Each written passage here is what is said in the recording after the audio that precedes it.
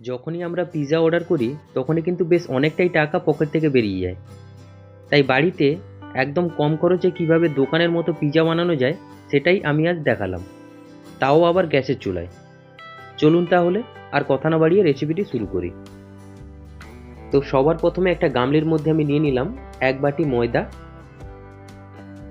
এখন এর মধ্যে আমি দিয়ে দিচ্ছি স্বাদ মতো লবণ, সামান্য একটু চিনি, দিয়ে দিলাম হাফ চামচ বেকিং পাউডার আর 1 চিমটি বেকিং সোডা। এখানে অবশ্যই কিন্তু বেকিং পাউডার ও বেকিং সোডা দুটোই ব্যবহার করতে হবে, যেহেতু আমরা ইস্ট ব্যবহার করছি না। দিয়ে সব কিছু খুব ভালো করে মিশিয়ে এখন আমি এর মধ্যে দিয়ে দিলাম 6 থেকে 7 চামচ টক দই। এবার টক দইয়ের সাথে ময়দাটাকে মিশিয়ে একটা ডো তৈরি করে নিব। তবে টক দইটা কিন্তু একসাথে দিতে যাবেন না, অল্প অল্প করে দেবেন। যদি লাগে তাহলে আবার পরে দেবেন। আমি প্রথমে এখানে দেখুন 6 চামচ দিয়েছিলাম, আবার আমি 3 চামচ দিয়ে দিলাম। যেহেতু আমার চামচটা একটু ছোট সেই জন্য এখানে 9 চামচ লেগে গেল। তো আপনারা পরিমাণ অনুযায়ী দিয়ে দেবেন। দিয়ে মাখিয়ে একটা ডো তৈরি করে নিলাম। ডোটা হয়ে যাওয়ার পরে একটু শক্ত শক্ত থাকবে, তো ওই অবস্থায় এর মধ্যে অল্প একটু জল দিয়ে আবারও মাখিয়ে নিতে হবে। অবশ্যই কিন্তু অল্প একটু জল দিয়ে দেবেন, পুরোটা টক দিয়ে মাখাবেন না। একটু জল দিয়ে আবারও কিন্তু আমি মাখিয়ে নিচ্ছি। আর ময়দাটা মাখানো হয়ে গেলে সবার শেষে অল্প একটু সাদা তেল নিয়ে এই ডোটাকে আরও একবার মেখে নিতে হবে। তারপর এই ডোটাকে প্রায় 15 মিনিটের জন্য রেস্টে রেখে দেব, যাতে ময়দাটা খুব ভালোভাবে সেট হয়ে যায়। ততক্ষণে চলুন কড়াইতে যখন পিৎজাটা বানাবো বলেছি, তো কড়াইটা ততক্ষণে রেডি করে নিই। পিৎজা বেক করার জন্য আমি এরকম একটা গভীর কড়াই নিয়ে নিয়েছি। এবার এই কড়াইয়ের মধ্যে আমি দিয়ে দিচ্ছি লবণ।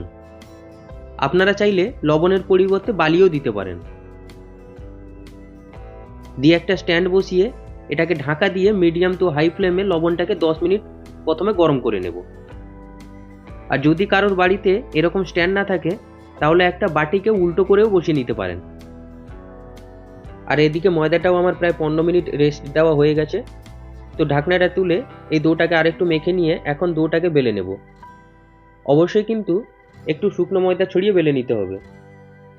বন্ধুরা, এই রেসিপিটা যদি আপনাদের ভালো লেগে থাকে তাহলে প্লিজ প্লিজ প্লিজ জবা ভিলেজ কুকিং চ্যানেলটিকে অবশ্যই কিন্তু সাবস্ক্রাইব করে নেবেন আর প্রচুর প্রচুর এই ভিডিওটাকে শেয়ার করে নেবেন। তো ডোটা কিন্তু আমার বেলা হয়ে গেছে। আর থিকনেসটা দেখুন, আমি কিন্তু ঠিক এইরকম রেখেছি। এবার একটা থালা নিয়ে নিয়েছি। এমন থালা কিন্তু সবার বাড়িতেই থাকে। তো থালার ওপরে আমি অল্প একটু ময়দা ছড়িয়ে নিলাম।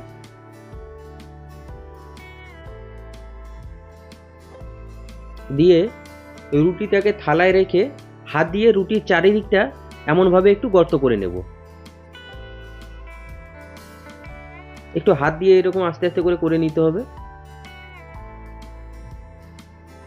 দেখুন ঠিক এইরকম এমনটাই করে নেবেন। এবার একটা কাঁটা চামচের সাহায্যে রুটিটাকে একটু ফুটো ফুটো করে নেব, ঠিক যেমনটা দোকানে থাকে।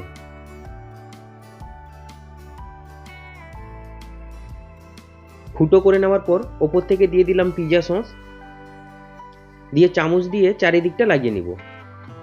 আর যদি আপনাদের কাছে পিৎজা সস না থাকে আমাকে কমেন্ট করবেন, আমি সেটাও বানিয়ে দেখিয়ে দেব। এরপর দিয়ে দিলাম প্রসেস চিজ, তবে আপনারা অবশ্যই কিন্তু মজরেলা চিজটাই নেবেন। এবার এর উপরে দিয়ে দিলাম গ্রিন ক্যাপসিকাম। এই পিৎজাটা আজকে কিন্তু আমি ভেজ পিৎজাই বানাচ্ছি। দিয়ে দিলাম পেঁয়াজের পাঁপড়ি।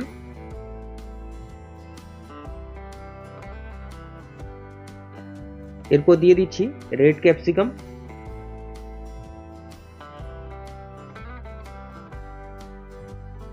ইয়েলো ক্যাপসিকাম,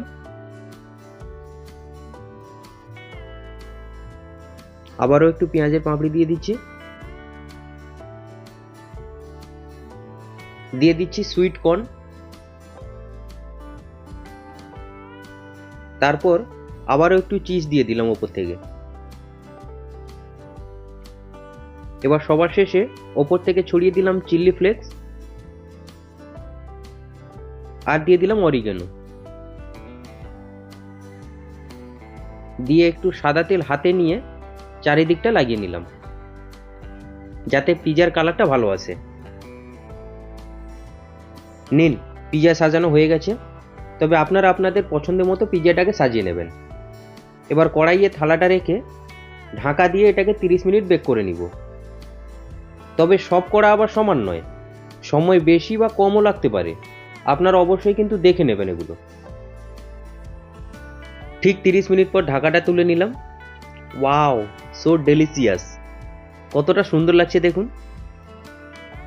এবার থালাটাকে তুলে নেব। তবে সব থেকে খারাপ ব্যাপার হলো ঠিক এই সময় কারেন্টটাও চলে গেল, যে কারণে পিৎজার কালারটা ঠিকঠাকভাবে আসছে না, একটু অন্ধকার মনে হচ্ছে দেখুন। তবে যাই হোক, পিৎজাটা দেখুন বেক কিন্তু একদম পারফেক্টভাবে হয়ে গেছে। তো ওপর থেকে যেমন করে দোকানে অরিগেনো আর চিলি ফ্লেক্স দেয়, তো আমি অরিগেনো চিলি ফ্লেক্স ওপর থেকে আরেকটু ছড়িয়ে নেব।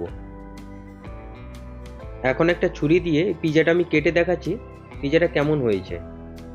আমার কাছে পিৎজা কাটার নেই, তাই এই ছুরিটা দিয়ে কাটতে হচ্ছে। ঘুরিয়ে আবার এর দিক থেকে কেটে নিই।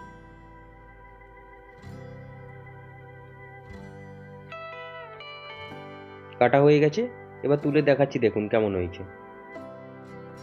এ দেখুন, আমি পেছনটাও দেখাচ্ছি, দাঁড়ান। দেখুন একদম পারফেক্টভাবে কিন্তু বেক হয়ে গেছে, কত সুন্দর লাগছে দেখুন। আর চিজগুলো দেখুন একদম মেল্ট হয়ে গেছে। এবার একটু খেয়ে বলছি।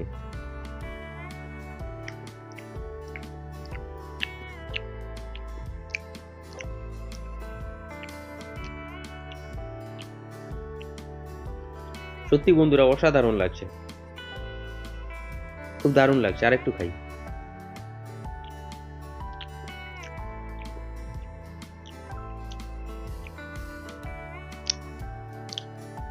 সত্যি খুব দারুণ লাগছে, মানে আমি ভাবতে পারিনি যে বাড়িতে বানিয়ে এত সুন্দর একটা টেস্ট আসবে। তো যাই হোক, আজকে এই পিৎজা রেসিপিটা আপনাদের কেমন লাগলো অবশ্যই জানাবেন। আর ভালো লেগে থাকলে লাইক কমেন্ট শেয়ার করবেন, আর অবশ্যই চ্যানেলটিকে কিন্তু সাবস্ক্রাইব করে নেবেন। তাহলে দেখা হচ্ছে পরের কোনো নতুন একটি রেসিপি নিয়ে। ততক্ষণ সুস্থ থাকবেন, ভালো থাকবেন আর সাবধানে থাকবেন। ততক্ষণের জন্য সবাইকে টাটা।